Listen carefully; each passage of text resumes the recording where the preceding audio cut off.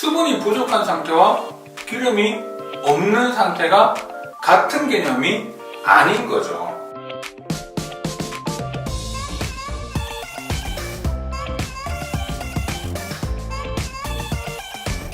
안녕하세요. 피알라 피부과 전문의 김홍석입니다. 자, 오늘은 피부 타입에 대한 이야기를 해볼까 합니다. 우리가 화장품 매장을 가면 화장품을 고를 때 직원들이 제일 먼저 물어보는 말들이 있죠. 그러니까 피부 타입 뭐예요? 물어봅니다. 자, 그러면 우리는 보통 저 건성이에요, 지성이에요, 뭐 민감성이에요, 잘 모르겠어요, 뭐 복합적으로 다 있는 것 같아요, 우리는 이런 이야기를 하죠. 자, 그러다 보니까 실제로 어떤 개념을 생각하냐면 건성과 지성, 이 개념은 반대 개념으로 생각을 하고요. 그리고 건성인 것 같은데 지성인 것 같고, 뭐 이런 지성인 것 같은데 건성인 것 같고, 잘 모르겠을 때는 우리가 복합성, 이런 이야기를 쓰게 되는 겁니다. 자, 그러다 보니까 당연히 건성과 지성은 반대라는 개념을 가지고 가는 거죠. 건성의 의미를 한번 잘 생각해 봅시다.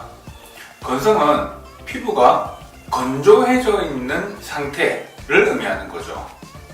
반대로 지성은 피부에 기름기, 즉 피지 분비가 많은 상태를 의미합니다. 자, 지성의 반대는 피지 분비가 적어야 되는 거죠. 자, 그런데 건성은 수분이 부족한 상태를 말하는 거잖아요. 그 수분이 부족한 상태와 기름이 없는 상태가 같은 개념이 아닌 거죠.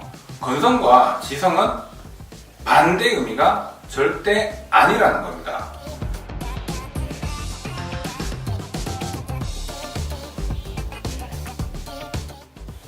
우리는 이제 알고 있어요. 수, 부, 지.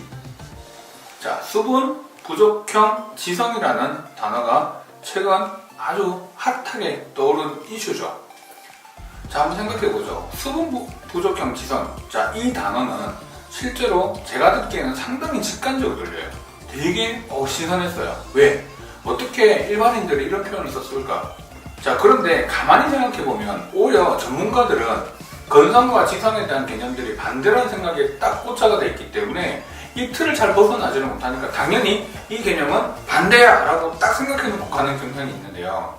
자, 일반 사람들은 내가 당장 느끼는 불편한 게 피지 분비가 되게 많은데 나 건조해. 자, 근데 이 피부 타입을 어떻게 표현해야 될까? 라고 하는 것들이 이 단어에 나온 거죠. 정말 잘 만들었죠. 수부지라는 단어.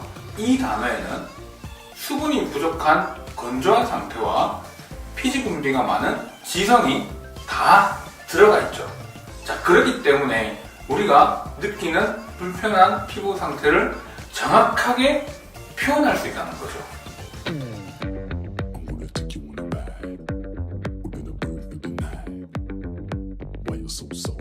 자, 그러면 우리가 이런 피부 타입에 대한 이야기가 언제부터 생겼는지를 보면 1910년도 헬레나 루빈스탄이라고 하는 화장품 회사에서 처음 화장품을 우리가 마케팅을 하기 위해서 건성, 지성, 복합성, 중성이라는 단어를 내놓기 시작을 한 겁니다.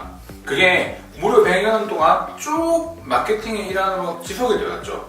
그러니까 화장품을 잘 모르는 시대에서 우리는 건성, 지성, 그네들이 하는 이야기를 그대로 가지고 와서 당연하게 사용을 하다 보니까 그 개념이 오랜 기간 동안 탁 박혀 있는 거죠. 그러니까 건성과 지성이 반대 개념이 되는 거예요.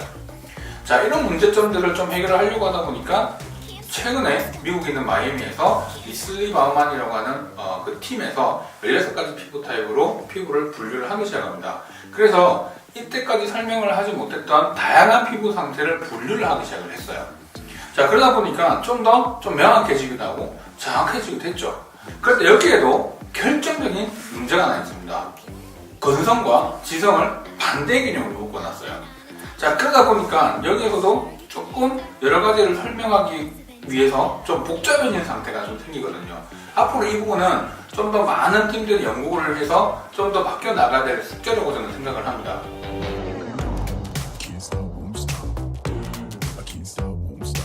자, 오늘 되게 중요한 이야기를 제가 드리는데 결국 결론부터 얘기를 드리자면 다시 한 번 더 건성과 지성은 반대 개념이 아니다. 내가 지성이면서 피부가 건조해질 수 있고, 반대로 내가 건조한 피부 상태이지만 갑작스럽게 피지 분비가 늘어날 수 있는 겁니다. 그래서 앞으로는 화장품이든 여러가지 이런 피부 질환과 여러가지 상태를 볼 때 건성과 지성을 반대 개념으로 둘 게 아니라 같은 개념으로 보고 실제로 이 하나가 잘 어우러질 수 있게끔 하는 피부 타입이 더 명확하게 규정돼야 될 필요가 있다고 생각합니다.